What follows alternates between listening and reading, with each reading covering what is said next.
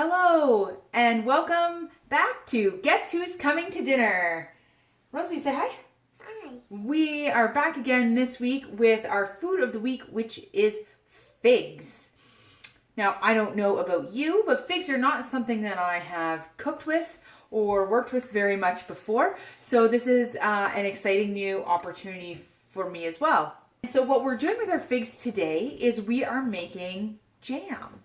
We're making a Lebanese fig jam from a blog that I found called Hadia's Lebanese Cuisine, where she makes a whole bunch of Lebanese recipes. So I recommend that you go there and check it out. You'll probably find a great array of neat new things to make. But jam seemed like something fun and different that we could make for our video today. But we're going to get started today while I've got Rosa here to help me. But unfortunately, she probably won't be able to finish the recipe with me today because it takes some time and getting close to bedtime. We are going to be cooking on the stovetop. So obviously, especially when working with special assistants, that's a place where we need to be careful. I've just halved the recipe today because that's all the figs I had. I bought 2 different kinds of figs from the grocery store. 2 different kinds of figs from the grocery store. This recipe, one of the reasons I chose it is it uses sun-dried figs. So dried figs are available year-round, and they're kind of in the section with the nuts and the seeds at the grocery store. Are these dates? Oh, no, these are figs. I've got my bowl of figs here. I chopped them all up. One of the kinds of figs I got were really large and needed a lot of chopping, and the other ones were smaller and a little more tender. So those are the Kalamata figs by Aurora, and I think I like the experience at least of working with those ones better. You want another one, do you? Yeah. Rosa approved. So before we start cooking our figs, we need to make a sugar syrup. So we're going to turn on the stove here. And we're going to put in our water. So I'm using 2.5 cups of water. A tablespoon of lemon juice. There we go. 1.5 cups of sugar. Do you want to pour that one in, Rosa? I like the sugar. I know you like sugar. You and everybody else. Can you stir that around? Don't touch the pan, okay? So the recipe also calls for mastic gum. I did this week go to an Arabic grocery store, and I didn't find that. And the recipe said it was mostly for flavor, so hopefully it doesn't affect like the texture or consistency for not having it, and that it'll still be really tasty even without it. We do the best we can with what we have. That sounds like a good idea. So we brought it to a boil, our sugar syrup, and now it's simmering for 8 minutes before we add the figs and anise. While that's happening, we are going to dry roast some of the other ingredients. White sesame seeds. We're going to put them in the pot over medium heat. Make sure the pot is dry and that there's no oil in it. So we're going to dump those in. Can you reach? And we're just going to toast those in the dry pot for 2 to 3 minutes until they start to turn color. Then when you're done with the sesame seeds, we're going to do the same procedure for walnuts, which are roughly chopped. So we've switched our pans back. We've got our syrup that has been, oh, careful, that pot's very hot, Rosa, has been simmering for 8 minutes. And now it's time to add the figs. We're going to add approximately 1 pound of chopped figs. In the meantime, we finished toasting our sesame seeds, and once our figs and anise are in, then we are going to let this simmer for 30 minutes, and we'll toast our walnuts just like we toasted our sesame seeds. So this is 2 to 2.5. Headband. And that is a headband. And this is 2 to 2.5 teaspoons of ground anise. Jambalaya. Oh, are you cooking jambalaya? I thought we were making fig jam. We added our figs, which we chopped and stemmed. They have hard stems on them, so it's important to go through and make sure you have removed all of those stems. We also added our ground anise, 2 to 2.5 teaspoons. Anise is a seasoning I couldn't find last week, but was able to find this week because I went to, finally, a Middle Eastern grocery store.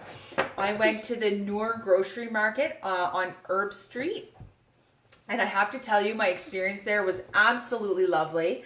The woman I spoke with, I told her about our project and making mamul cookies and the different things we were making and what we were talking about. And she was so encouraging and supportive and helped me find what I need.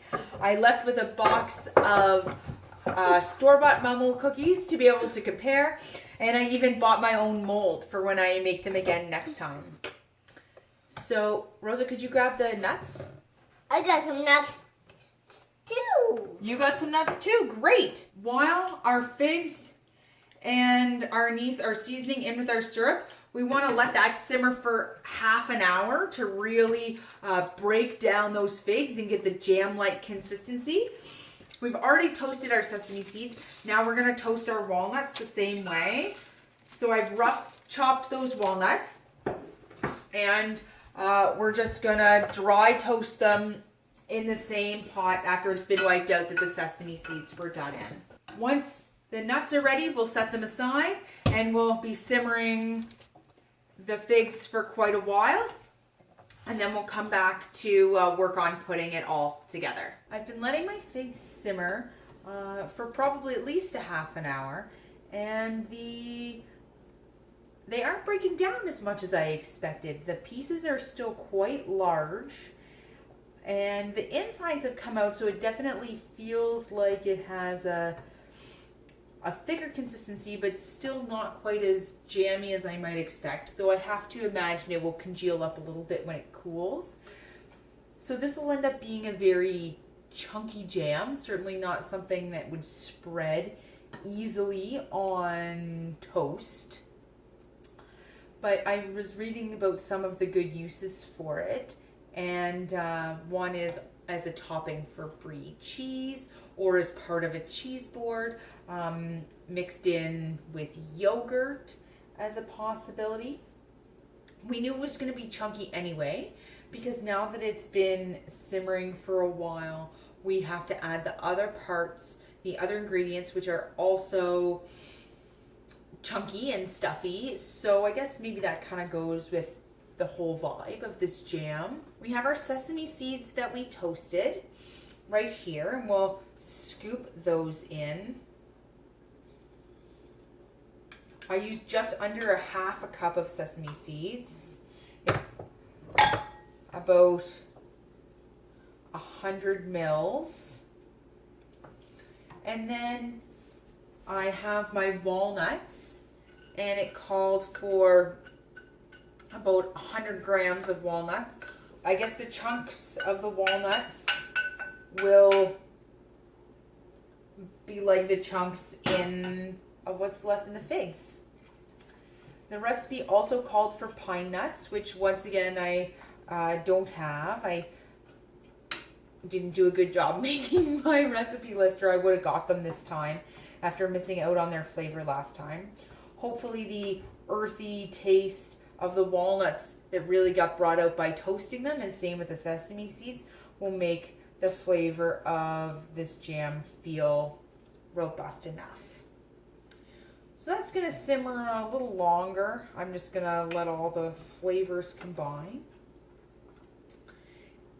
This is going to go in a sterilized jar, but needs to be refrigerated. Some people asked in the comment section of the blog about water bath canning it, so that way it would be shelf stable, and the author of the blog had never tried that, and so didn't know how it might affect the taste of the jam, but I have to imagine that it would probably be fine. I made such a small batch that putting it in the fridge won't be a problem, but if you were making a large quantity of this, I can see not wanting to take up all of that space in your refrigerator with jars. I did want to touch briefly on the story from this week. It's a story from Luke where Jesus has dinner with a group of Pharisees. They're highly religious people, but they're also a group of folks who are so obsessed with the written laws and rules. They've created a lot of traditions and rituals that have become more important to them than the fundamental written word itself in the Bible. And so sometimes we see that in examples in society where religiosity and dogma take over and people get so caught up in the nitpicky bits of the letter of the law that they miss out on the spirit of the law, the intention behind what's being conveyed. So this is exactly the situation that Jesus got himself in. He was invited to dinner and he didn't wash before dinner. Now, in our time we're living in right now, washing is taking a very important role in the preventing of germs and particularly of COVID-19. But this washing is less about hygiene and more about that ritual, that tradition. And the fact that Jesus didn't partake in it was likely intentional and definitely provocative. Would get the backup of those Pharisees and provoked a conversation between Jesus and those Pharisees about what the priorities need to be and as a faithful person. And remembering what needs to be at the center of your faith. And it's more about relationship with one another and with God and what is actually written in those scriptures rather than idolizing all of the rituals that come with it. So I'm going to show you what my final product looks like. I'll bring you over. There it is, right there. So it has gotten nice and thick. I would say it took a little longer than 30 minutes, but it'll thicken up more once it cools down. But I'm looking forward to trying it. And maybe someday I'll be able to share a charcuterie board with friends. But until then, I want to say thanks for joining me. Really appreciated having you again this week on Guess Who's Coming to Dinner. So join us again next week. We'll see you then. Bye.